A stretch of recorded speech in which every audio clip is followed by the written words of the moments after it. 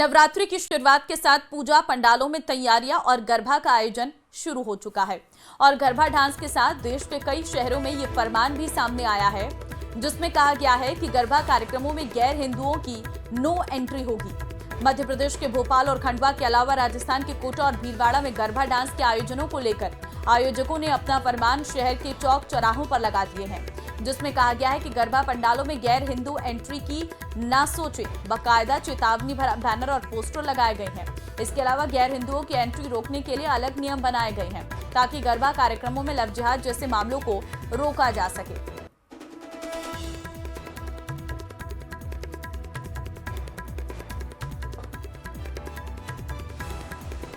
भोपाल के अवधपुरी में एक गरबा पंडाल में होर्डिंग लगाया गया जिसमें लिखा गया कि जिहादियों का आना सख्त मना है, पकड़े जाने पर घर वापसी कराई जाएगी।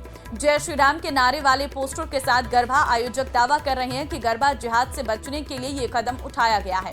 पोस्टर पर सबसे आखिरी में लिखा गया है कि गरबा में पकड़े गए आरोपियों की उचित व्यवस्था की जाएगी। भोपाल के अवधपुरी में जय जय श्री राम के नारे लग रहे हैं। पोस्टर मेन रोड है लेकिन पोस्टर लगे हुए हैं कि गरबे के पंडाल में जिहादियों का आना सख्त मना है, पकड़े जाने पर घर वापसी कराई जाएगी या उचित व्यवस्था की जाएगी। क्या होगी उचित व्यवस्था नहीं पता। और पोस्टर पर देखिए जूते चप्पल बने हुए हैं पोस्टर पे। इसके अलावा ये लगातार नारे लगा रहे हैं। पोस्टर दूसरी तरफ भी है और पोस्टर लगा के भोपाल के अवधपुरी इलाके में यहाँ पर नारे लग रहे हैं। क्या नारे लगा रहे हैं आप? क्या मांग है आप लोगों की? हमारी इतनी सी मांग है, जो गरबा का जो पंडाल है या जो झांकियां होती हैं, यह माता की स्तुति होती है, पूजा की पद्धति होती है। आपकी अगर आस्था नहीं है सनातन में, आपका विश्वास सनातन में नहीं है और आप इस मानसिकता से आते हैं कि यहाँ माताओं बहनों को आप छेड़ेंगे या उनको जाल में फंसा के ले जाएंगे और उनके साथ लव जिहाद जैसी कुरीति को आप अपनाएंगे, ऐसी आपको प्रत्याशा है? ऐसा आपको लगता है ऐसा होता है? पूरे आजकल सब जगह यही तो हो रहा है। हाथ में ये डंडे वंडे क्यों रखे हुए हैं आप लोग? ये आत्मरक्षक के लिए है कि हमारी समिति में हमारी झांकी पे कोई गलत काम नहीं हो, उस चीज के लिए है बस। तो सारे लोग देखिए हाथ में बकायदा बड़े बड़े डंडे रखे हुए और जो पंडाल है उसमें कह रहे हैं कि भाई इसमें पंडाल में जिहादियों का आना सख्त मना है, पकड़े जाने पर घर वापसी होगी। जूते चप्पल बने हुए हैं और भोपाल में अवधपुरी इलाके में फिलहाल इस तरह का प्रदर्शन चल रहा है। एमपी में गरबा आयोजनों में मुस्लिमों की नो एंट्री को लेकर चल रहे विवाद में अब बाबा बागेश्वर यानी पंडित धीरेन्द्र कृष्ण शास्त्री का बड़ा बयान आया सामने। बाबा बागेश्वर ने कहा कि जैसे हम हज पर नहीं जाते वैसे ही उन्हें गरबा में आना नहीं चाहिए। इसके साथ ही उन्होंने आयोजकों से गरबा स्थल के प्रवेश द्वार पर गौमूत्र रखने की अपील की है। ये रिपोर्ट देखिए।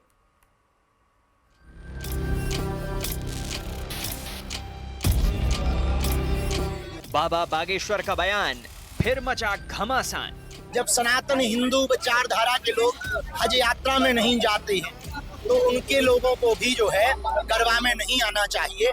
जो कभी कोई लव जिहाद में फंसाएगा, कभी किसी और तरकीब से फंसाएगा और जिंदगी बर्बाद हो जाएगी। गरबा पंडालों में गैर सनातनियों की एंट्री पर भड़के बाबा। वहाँ भगवान के कपड़े भी मक्का मदीना में प्रवेश नहीं कर सकते पहन करके, रोक है उस पर। तो फिर मेरे अंगने में तुम्हारा क्या? पंडित धीरेन्द्र शास्त्री जी एक ऐसी फौज तैयार करके कट्टरपंथियों की वो भारत में छोड़ना चाहते हैं, भारत में फैलाना चाहते हैं। बाबा बोले हम हज पर नहीं जाते, वो गरबा में क्यों आएंगे? देखिए, जब सनातन हिंदू विचारधारा के लोग हज यात्रा में नहीं जाते हैं तो उनके लोगों को भी जो है गरबा में नहीं आना चाहिए और गरबा के मुख्य दरवाजे पर गौमूत्र रखना चाहिए। नवरात्रि पर गरबा पंडालों में मुस्लिम समुदाय के युवकों की एंट्री के मुद्दे पर बाबा बागेश्वर ने ऐसा बयान दिया जिसको लेकर बवाल मचा हुआ है। गरबा पंडालों में गैर सनातनियों की एंट्री और इसको लेकर होने वाले विवादों के बाद इस बार देश के कई शहरों में गरबा पंडालों में प्रवेश करने वाले लोगों के लिए आधार कार्ड दिखाना जरूरी कर दिया गया है ताकि कोई अपनी पहचान छिपाकर गरबा पंडालों में प्रवेश न कर सके। वहीं इस मुद्दे पर बाबा बागेश्वर ने गैर सनातनियों को गरबा पंडालों में आने पर आपत्ति जताई। बाबा बागेश्वर ने साफ कहा कि जब हम उनके हज पर नहीं जाते तो फिर वो हमारे गरबा पंडालों में क्यों आएंगे? देखिए, जब सनातन हिंदू विचारधारा के लोग हज यात्रा में नहीं जाते हैं तो उनके लोगों को भी जो है गरबा में नहीं आना चाहिए और गरबा के मुख्य दरवाजे पर गोमूत्र रखना चाहिए। पंडित धीरेन्द्र शास्त्री जी एक ऐसी फौज तैयार करके कट्टरपंथियों की वो भारत में छोड़ना चाहते हैं, भारत में फैलाना चाहते हैं। इससे टकराव बढ़ेगा और इससे देश का कोई भला नहीं होगा, बल्कि देश का नुकसान होगा। एक तरफ बाबा बागेश्वर ने मुसलमानों की एंट्री का विरोध किया, तो वहीं एमपी बीजेपी के विधायक रामेश्वर शर्मा ने भी कहा कि गरबा पंडालों में दूसरे धर्मों के वही लोग आए जो घर वापसी करना चाहते हैं। जबकि समाजवादी पार्टी के सांसद एसटी हसन ने मुस्लिम युवकों से ये कहकर गरबा पंडालों में न जाने की अपील की कि उन्हें लव जिहाद के आरोप में फंसा दिया जाए। इनको ये लगता है कि उनके माँ बाप से कोई भूल हो गई है और वो गलत धर्म में पैदा हो गए और वो हिंदू बनना चाहते हैं, तो गरबा में आए, माथे पर तिलक लगाएं, माँ का प्रसाद खाएं, आरती उतारें, धोती कुर्ता पहनकर आएं और अपनी बहन को भी लेकर आए, अपने भाई को भी लेकर आए, अपनी माँ को भी लेकर आए, अपने चाचा को भी लेकर आए, अपने बाप को भी लेकर आए, और भी जितने नाते रिश्तेदार गरबा करना चाहते हैं, देवी माँ की आराधना प्रार्थना करना चाहते हैं, सनातन धर्म स्वीकार करना चाहते हैं, क्योंकि सबका डीएनए तो हिंदू ही है। कि मुसलमान बच्चों को, मुसलमान नौजवानों को हिंदू लड़कियों को अपनी बहन समझना चाहिए। वक्त बहुत खराब है। जो कभी कोई लव जिहाद में फंसाएगा, कभी किसी और तरकीब से फंसाएगा और जिंदगी बर्बाद हो जाएगी। अपने को संभालें और ऐसे आयोजनों से बचें।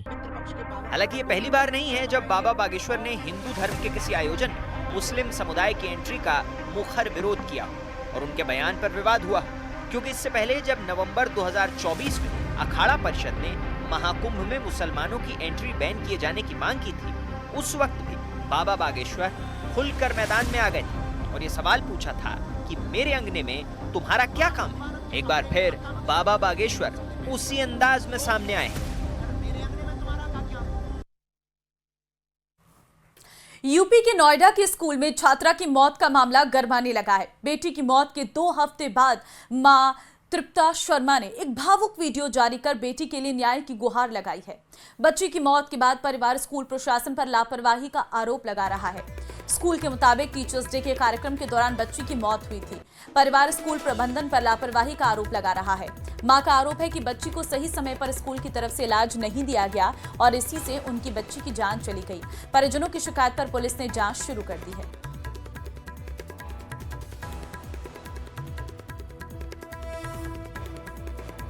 जी, कैसे आप लोगों को पता चल पाया था अचानक ये सब हुआ?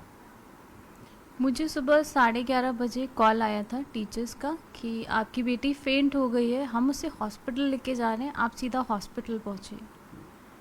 अच्छा, फिर आप यहाँ से गई थी डायरेक्ट या फैमिली को कोई किसी को? हमारी फैमिली से पहले उसके चाचा हैं, पहले वो पहुंच गए थे, मैं बाद में पहुंची थी। बट जब हमारी फैमिली पहुंची थी तो she was told us broad dead case.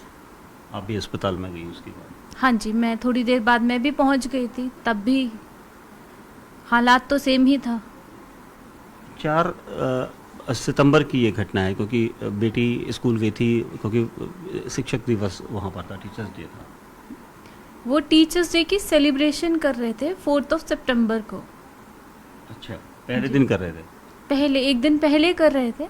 और मेरी बेटी बहुत सारे गिफ्ट भी लेके गई थी टीचर्स के लिए, सबके लिए नाम लिख के लेके गई थी, वो कलर करके लेके गई थी और डेकोरेशन का सामान लेके गई थी कि टीचर्स को सरप्राइज़ देना है। मुझे नहीं पता था सरप्राइज़ मुझे ही मिल जाएगा।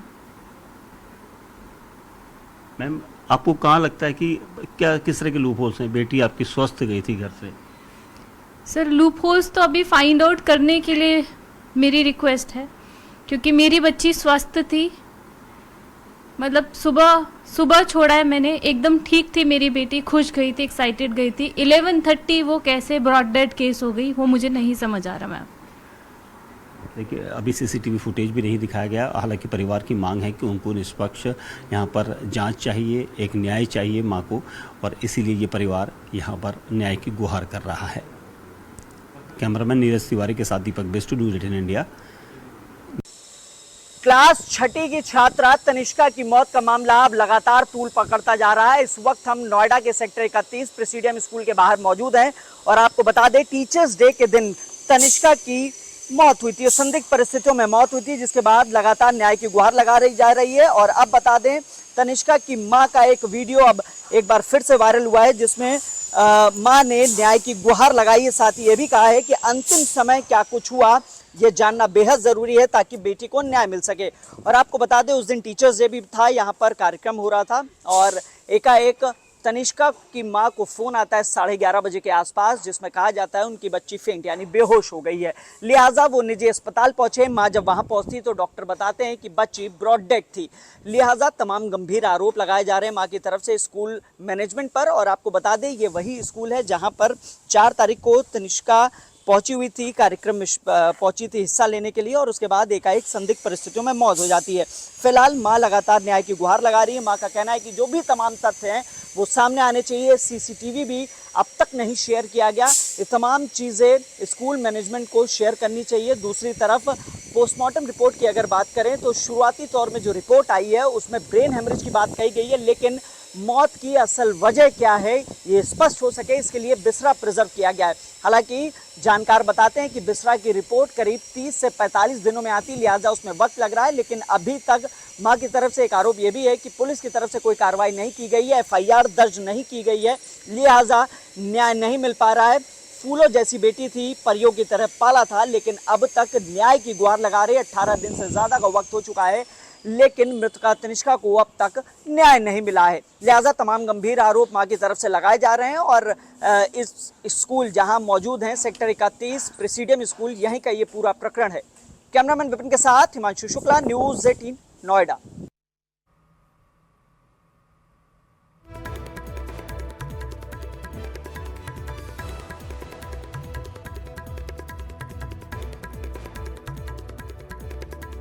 वहीं छात्रा की मौत के मामले में बड़ा खुलासा हुआ है। तनिष्का की पोस्टमार्टम रिपोर्ट में बच्ची की मौत ब्रेन हैमरेज से बताई जा रही है।